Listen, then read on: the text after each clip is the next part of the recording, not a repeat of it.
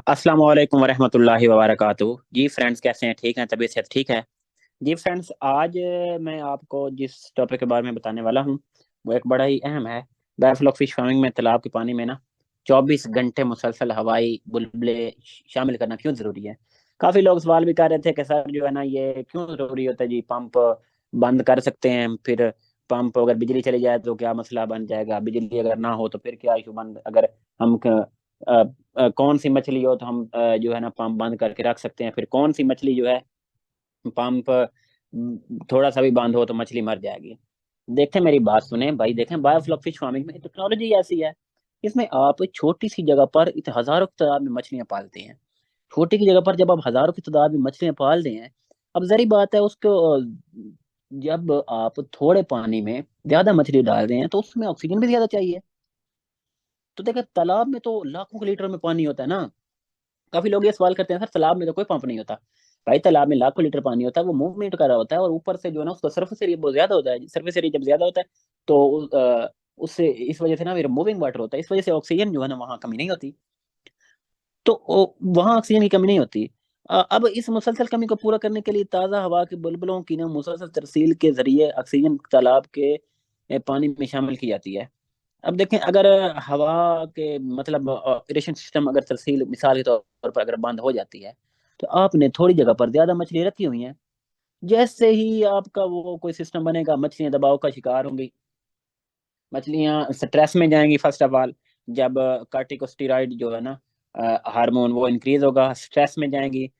तो फिर जो है ना जब अगर मतलब ऑक्सीजन कम है, इतनी नहीं है कि वो मर जाए, थोड़ी कम है, तो उससे ये होगा मछलियों की जो है ना ग्रोथ रुक जाएगी। पाकिस्तान में सबसे मेन इशू है ही लोगों की मछली की ग्रोथ का। मछली ग्रोथ ही नहीं करती, वजह क्या है? ऑक्सीजन पूरी नहीं कर रहे आप, और कहते हैं जी मछली ग्रोथ नहीं हो रही। मेन चीज है ही ऑक्सीजन।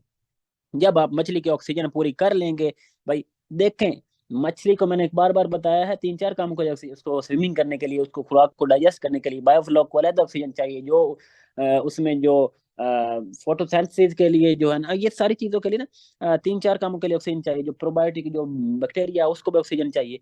तो इन सारे कामों के लिए ना भाई, मेरी बात सुने, जब आप ऑक्सीजन मेंटेन नहीं करेंगे ना, आप कामयाब नहीं हो सकेंगे, ठीक है। आपकी मछली तो जिंदा रहेगी, ऐसे लगेगा कि मछली बड़ी जबरदस्त घूम फिर रही है, लेकिन उसने ग्रोथ करनी नहीं है, वो बस घूमती फिरती रहेगी, खिलौना बनता रहेगा। तो आप ये याद रखें, ऑक्सीजन उसकी पूरी करें। अगर फौरी तौर पर तालाब का हवाई निज़ाम, आप मिसाल के तौर पर अगर मसला बन जाता है, अगर फौरी तौर पर अगर आप उसका निज़ाम बहाल नहीं करते, तो भाई उसके जो है ना दो किस्म की मछली होती हैं। कुछ कार्प फिश होती हैं फिल्टर फीडर, कुछ होती है नॉन फिल्टर फीडर फिश, ठीक है। जो मछलियां अपने गिल से गिलफड़ों से सांस लेती है ना, पहले उनका मसला बनेगा, पहले वो मरेगी, क्योंकि वो ऊपर मुंह खोल के तो सांस ले नहीं सकती। जैसे ये पानी में ये ऑक्सीजन कम होगी, पीएच ज्यादा, पीएच भी कम हो जाएगी, एसिडिक हो जाएगी, और कार्बन डाइऑक्साइड बढ़ जाएगी। CO2 एसिड, कार्बन डाइऑक्साइड जब बढ़ेगी तो जो है ना ऑक्सीजन कम ऑक्सीजन जाएगी, और उसके अंदर जो है ना जैसे ही गलफड़ों में पानी जाएगा, वो उसने ऑक्सीजन वहां से इस्तेमाल करनी थी, लेकिन उसकी जगह अमोनिया और नाइट्रेट जो है वो इस्तेमाल कर रही है। फौरन जो है ना 30 से 50 मिनट के अंदर अंदर आपकी जो है ना ये मछलियां सारी मर जाएंगी। कौन सी? जो कार्प है।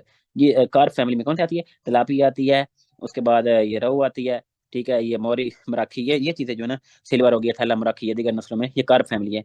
ये आपकी जो है ना फौरन मर जाएंगी, ठीक है। लेकिन ये है, अब कार्प मछलियों के लिए बायोफ्लॉक तालाब में ना पानी की जो डिजोल्व ऑक्सीजन की शरह जो है 6 से 10 मिलियन जो फी मिलियन जो होता है ना, फी लीटर चाहिए होती है।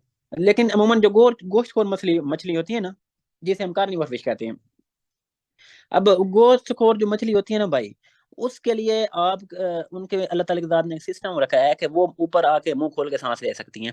ऐसी मछलियों को अंग्रेजी में ना हम एयर ब्रीथिंग फिश कहते हैं, या फिर नॉन फिल्टर फीडर फिश कहते हैं। इन मछलियों के गलफड़ों के साथ ना जो है ना मकई के भुट्टे नहीं होते, उसकी तरह का ना, बालों की तरह का बारीक लच्छों की सूरत में एक अजाफी अजू होता है, जिसे हम ना लेबिरिंथ कहते हैं अंग्रेजी में। ये सिर्फ किस में होता है? जो मछलियां गोश्तखोर होती हैं, जिस तरह कैट फिश है, पंगासियत है, इनमें ये होता है। तो इनमें ये जो है ना मछली के भुट्टे की तरह का लच्छेदार एक मटेरियल होता है, जिसे हम लेबिरिंथ कहते हैं। अब अगर पानी में किसी वजह से ऑक्सीजन की कमी वाकई हो भी जाए ना, तो ये लेबिरिंथ के जरिए से ना, ये जो दूसरी कार्प मछलियों में नहीं होता, सिर्फ गोश्तखोर मछलियों में होता है। ये सतह पर जब आकर अपने मुंह में हवा हवा भरती हैं, हवा जो जाके ना लेबिरिंथ से टकराती है, ठीक है, और वहां से फिर वो ऑक्सीजन जذब करके मछली के खून में, ये देखें, ये गौर करें, ये मछली है, ये जो भुट्टे की तरह ना, ये वाला ये लेबिरिंथ है, ठीक है, ये मैंने पिन किया हुआ है, ये लेबिरिंथ है, ठीक है। अब यहाँ से ऑक्सीजन होती हुई, ठीक है, ये गिल्स रैकर्स में आती है, और फिर यहाँ से गिल से ना ये ब्लड सप्लाई में चली जाती है। तो ये जो होती है ना मेन ब्रीथिंग ऑर्गन जो है ना मछली के, ये उसमें होती है। तो ये जो गोश्तखोर मछली है ना, उसमें ये लेबिरिंथ ऑर्गन होता है, तो ये मुंह खोल के ना इजिली सांस ले सकती हैं। तो ये मेन वजह है कि जिसकी वजह से ना जिस मछली में ये आर्गन होगा वो पर मुंह खोल के सांस ले लेगी, दूसरी मछलियां मुंह खोल के सांस नहीं ले सकती, ठीक है। अब गोश्तखोर मछलियां मतलब ये कि हवा के ऊपर ना जैसे ही आती हैं ऑक्सीजन जذब करके ना अपने बदन में लेके जाती हैं, तो वो मतलब उनमें डबल सलाहियत होती है, वो मुंह खोल के भी सांस ले सकती हैं और पानी से भी जो है ना सांस ले सकती हैं। तो ये मतलब दोहरी सलाहियत की वजह से ना वो ज्यादा सख्त जान होती हैं, इसलिए बायोफ्लॉक में ज्यादा कामयाब भी वही हैं। तो लेकिन तिलापिया क्यों है, वो सख्त जान है, वो तिलापिया भी कामयाब है। अब बायोफ्लॉक में अगर हवाई बुलबुलों की तरसील रुक जाए, इरेशन सिस्टम की तरसील अगर रुक जाती है, तो आप अगर सांस लेने की बदौलत 12 घंटों तक ना ये जिंदा रह सकती है। ये जो गोश्तखोर मछली है 12 घंटे तक जिंदा रह सकती है। ताहम 12 घंटों से ज्यादा अगर कोई मसला बन भी जाता है तो भाई इनके लिए ये जानलेवा साबित हो सकती है। लेकिन तलापिया में लेबिरिंथ नहीं होता, लेकिन दूसरी मछलियों से ना वो ज्यादा सख्त जान होती है। तो भाई ये बात आप याद रखें कि जब ये आपको सारी जो है ना जो मैंने ये बात बताई है आपको अब समझ आ गई होगी, ठीक है। अब पानी में ऑक्सीजन शामिल करने के लिए हवाई बुलबुलों का निजाम मछली और मुफीद बैक्टीरिया के दोनों के लिए लाजमी होता है। मैंने पहली वीडियो में बताया था मछली को किस किस काम के लिए ऑक्सीजन चाहिए होती है, ठीक है। तो ये बात आप अपने जहन से निकाल लें कि हम जो है ना वो कार्प फिश डालेंगे और उसके लिए वो मुंह खोल के सांस लेगी। कार्प फिश मुंह खोल के सांस नहीं ले सकती, गोश्तखोर मछली मुंह खोल के सांस ले सकती है। उसमें कैट फिश आती है, उसमें क्लेरस आती है, उसमें जो है ना आपकी पंगासियस आती है। ये मछली जो होती है ना ये मुंह खोल के सांस ले सकती हैं। और इनके लिए जो है ना ये गोश्तखोर जो भी गोश्तखोर मछली होगी उसमें अल्लाह ताला की जात ने लेबिरिंथ एक आर्गन होता है ये वाला वो रखा है, ठीक है। तो ये अगर आप डाइसेक्शन करके ना ये आप ऑर्गन देख अगर आप ऑपरेशन करके ना देख भी सकते हैं कि आपको ये वाज़ह नजर आता है। ये ऑर्गन जो है ना ये मछली ये ऑक्सीजन पिक करने में ना बड़ा हेल्प करता है, ठीक है। तो ये मैंने आपको आज बताना था, ठीक है, कि ऑक्सीजन जो होती है ना 24 घंटे क्यों चाहिए होती है।